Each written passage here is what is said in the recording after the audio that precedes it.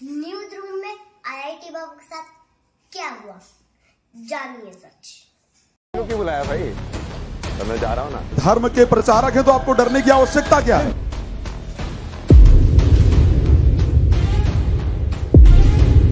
ये न्यूज वाले ना ये फिर से चालू करने की कोशिश कर रहे हैं, इसलिए मैंने लाइव किया था तुम्हारे साथ। आई मीन सीरियसली, ये मेन स्ट्रीम मीडिया है भैया। क्या हो गया आपको? आपके पास दर्शकों को दिखाने के लिए कुछ नहीं है? आईआईटी बाबा, बस एक ही विषय बचा है। अरे भाई, वो सोशल मीडिया की पैदाइश है, उसे सोशल मीडिया तक ही रहने दो। आप तो बहुत बड़े बड़े चैनल हो, बड़ी बड़ी तनख्वाह वाले पत्रकार नौकरी पर रखते हो, फिर क्या आपके सैलरीड पत्रकारों के पास देश को दिखाने के लिए कोई कंटेंट नहीं है? क्यों आपको अभय सिंह उर्फ आईआईटी बाबा को दिखाना है? क्यों आपको उसके साथ इंटरव्यू करना है? क्यों आपको उसके साथ शोज करने हैं? जब आपको लगता है कि भाई यह आदमी ठीक नहीं है, मानसिक बीमार है, नशा करता है, ड्रग्स लेता है, तो फिर आप उसके पीछे पड़े क्यों हो? उसने कोई ऐसा पाप तो नहीं कर दिया या कोई अपराध तो नहीं कर दिया ना? बात तो आपके धर्म की कर रहा है, खुद को महादेव का ही भक्त बता रहा है, ओसामा बिन लादेन का भक्त तो नहीं बता रहा ना, या सद्दाम हुसैन का चेला या फॉलोवर तो नहीं बता रहा। जब आपको इस व्यक्ति से इतनी दिक्कत है तो फिर आपके कैमरे की भूख आईआईटी बाबा से ही क्यों मिट रही है भैया? दोस्तों, आपको एक बात पता ही होगी कि एक टीवी न्यूज चैनल पर अभय सिंह उर्फ आईआईटी बाबा को बुलाया जाता है, उनसे ढेर सारे सवाल किए जाते हैं। दो एंकर एक साथ अभय सिंह से सवाल पूछते हैं, उनकी निजी जिंदगी से लेकर उनके आध्यात्मिक ज्ञान पर यह सब कुछ चर्चा चलती है। सब कुछ ठीक चल रहा था, लेकिन टीवी न्यूज चैनल की टीआरपी की भूख इतने से ही नहीं मिटती। वो अपने इस शो को और मिर्च मसाला लगाकर दर्शकों के सामने परोसने की कोशिश करता है। भगवा वस्त्र पहने 2-3 लोगों को भी इस शो में दर्शक बनाकर बैठा लिया जाता है, जिनमें से शायद एक जोशी भी रहे होंगे। अब ये लोग अभय सिंह से उल्टे सीधे सवाल करने लगते हैं, उन्हें पाखंडी कहने लगते हैं, उन्हें ढोंगी कहने लगते हैं, उन्हें पाकिस्तान का एजेंट बोलने लगते हैं। या तो पाखंडी मान लीजिए और भाग जाइए, सिंपल सी बात है। किसका एजेंट हो बता तुम, किसका एजेंट हो? लेकिन क्या ये सब जरूरी था? इतना हंगामा करना, मारपीट पर उतर आना, क्या ये सब जरूरी था? क्या इस टीवी चैनल के पास कोई खबर नहीं बची? अच्छा, मैं एक सवाल पूछता हूं, टीवी चैनल ने जिन लोगों को धर्मगुरु कह के या संत कह के ऑडियंस में बैठाया था, कौन थे वो लोग? और क्या टीवी चैनल ने अभय सिंह को पहले से बताया था कि इस कार्यक्रम में वो कुछ और भगवाधारियों को भी बुलाने वाले हैं, जो एक के बाद एक उनसे सवाल पूछेंगे, बार बार अपनी कुंठाएं जाहिर करेंगे? कुंठाएं मैंने इसलिए कहा क्योंकि ये वही कुंठित तथाकथित संत या धर्मगुरु हैं जिन्हें कोई पूछता नहीं है, जिन्हें कोई जानता नहीं है।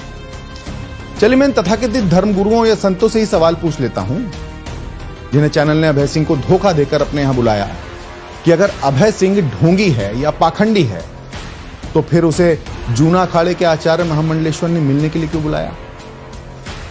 भाई, जूना अखाड़े के आचार्य महामंडलेश्वर तो देश के बड़े धर्मगुरु है ना।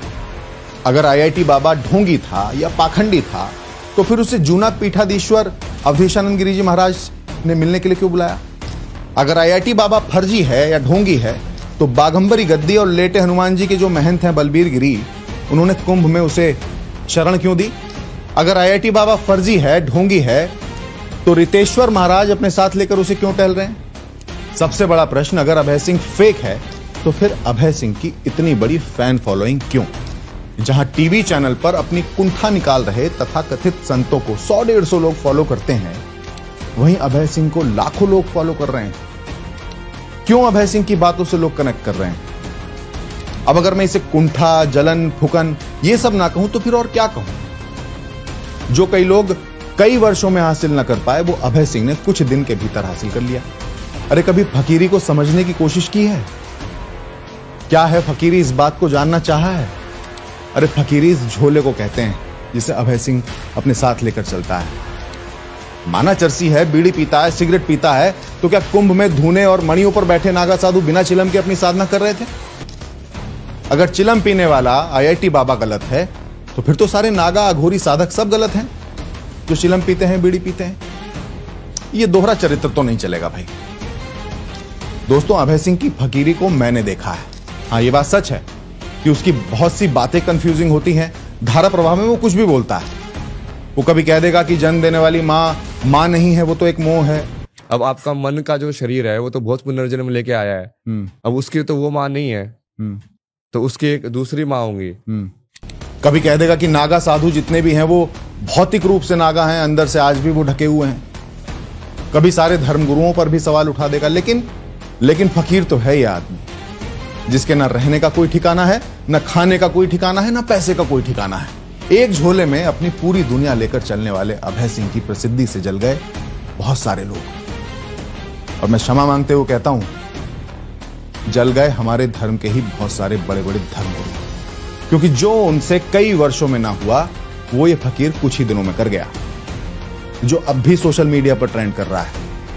देश भर के पॉडकास्टर अभय सिंह के साथ पॉडकास्ट करना चाहते हैं। मैंने भी किया और सबसे पहले किया, और लाखों लोगों ने देखा भी।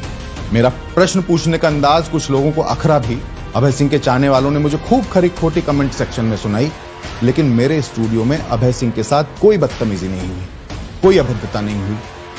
अभय सिंह मेरे महाकुंभ के स्टूडियो में एक मेहमान के नाते आए थे और मैंने एक पत्रकार के नाते उनसे सवाल पूछे।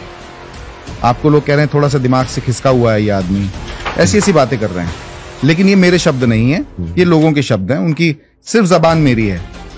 और वो सवाल भी मेरे नहीं थे, लोगों के थे, जो कि अभय सिंह के खुद के वीडियोस पर लोगों ने कमेंट सेक्शन में पूछ रखे थे। जहां तक मैं समझता हूं, अभय सिंह उर्फ IIT बाबा के साथ उस टीवी चैनल की ये बहुत छोटी और बहुत छिछली हरकत है।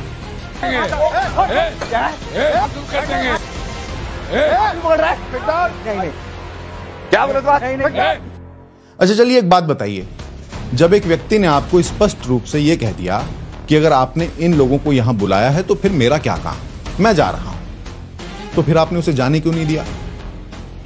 आपने स्टूडियो का दरवाजा बंद कर दिया। भगवा पहने एक व्यक्ति उसे बार बार पाखंडी कह रहे हैं, पाकिस्तानी एजेंट कह रहे हैं। बहुत बड़ा ये पाखंडी है। किसका एजेंट हो बता तुम? और पाखंडी कहने वाला एक व्यक्ति उसका एक हाथ भी पकड़ रहा है, उसे रोकने की कोशिश भी कर रहा है।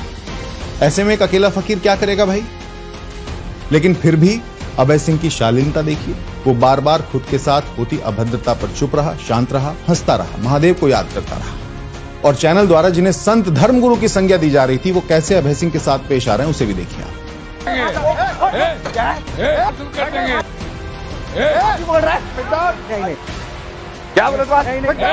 साफ पता चल रहा है कि ये लोग संत के चोले में कोई और है। संत स्वभाव ऐसा नहीं हो सकता, संत कभी इतना अग्रेसिव नहीं हो सकता, संत कभी कुंठित नहीं हो सकता। एक साधक का व्यवहार ही उसकी पहचान होती है। यहां आप अंतर खुद करिए। इन दोनों व्यवहारों में कौन गलत कौन ठीक, आप खुद समझने की कोशिश करिए। एक बात और स्पष्ट कर दूं, मेरी अभय सिंह IIT बाबा से कोई बातचीत नहीं होती है, और ना मैं यहां उसकी कोई ब्रांडिंग कर रहा हूं, ना मैंने ये वीडियो उसका फेवर लेने के लिए बनाया।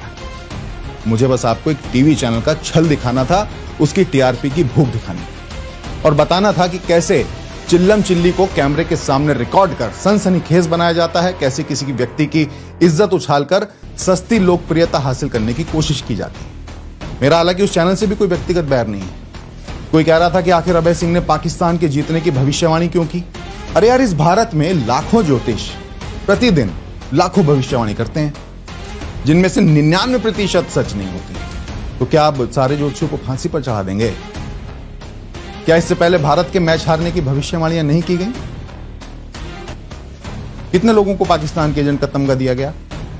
कितने लोगों के टीवी चैनल की डिबेट में कपड़े फाड़े गए? एक अकेले व्यक्ति को, जिसका सारा संसार एक झोले में बंद हो, उसे आप एक स्टूडियो में भेड़ियों के झुंड की तरह घेर लोगे, और वो व्यक्ति फिर भी अपनी आत्मरक्षा में सिर्फ पुलिस कंप्लेंट की बात करता रहे, जिसे चैनल IIT बाबा की धमकी बताकर प्रोमो में चलाए। IIT बाबा बौखलाए, धमकी पर उतर आए। आप यहाँ पे ना मैं FIR लॉन्च कर रहा हूँ। ये तो नाइंसाफी है। खैर, फैसला आपको करना है। और अगर किसी टीवी चैनल का कोई मालिक या सुपर बॉस मेरा ये वीडियो देख रहे हूं, तो भैया अपने सैलरीड पत्रकारों से कहो कि कुछ काम करें। ये सोशल मीडिया की सनसनियों से चैनल नहीं चला करते। फिर तो खुद को आप भी यूट्यूबर कहलवाना शुरू कर दीजिए।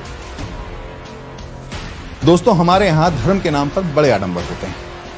बड़े बड़े धर्म के ठेकेदार भी हैं, लेकिन हमें किसे फॉलो करना है, किसकी बातों को सुनना है, किसके बताए रास्ते पर चलना है, ये तो हमारा खुद का निर्णय होगा।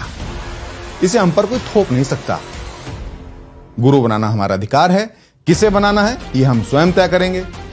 इसे जरूरी नहीं कि जिसे कोई टीवी चैनल धर्मगुरु कहे वो वाकई धर्मगुरु हो भी। व्यक्ति का व्यवहार उसके चरित्र की और उसकी फितरत की पहचान होता है, खासकर संत की मैं बात कर रहा हूं। इसलिए पानी पियो छानकर, गुरु बनाओ जानकर, बाकी इच्छा आपकी। नमस्ते।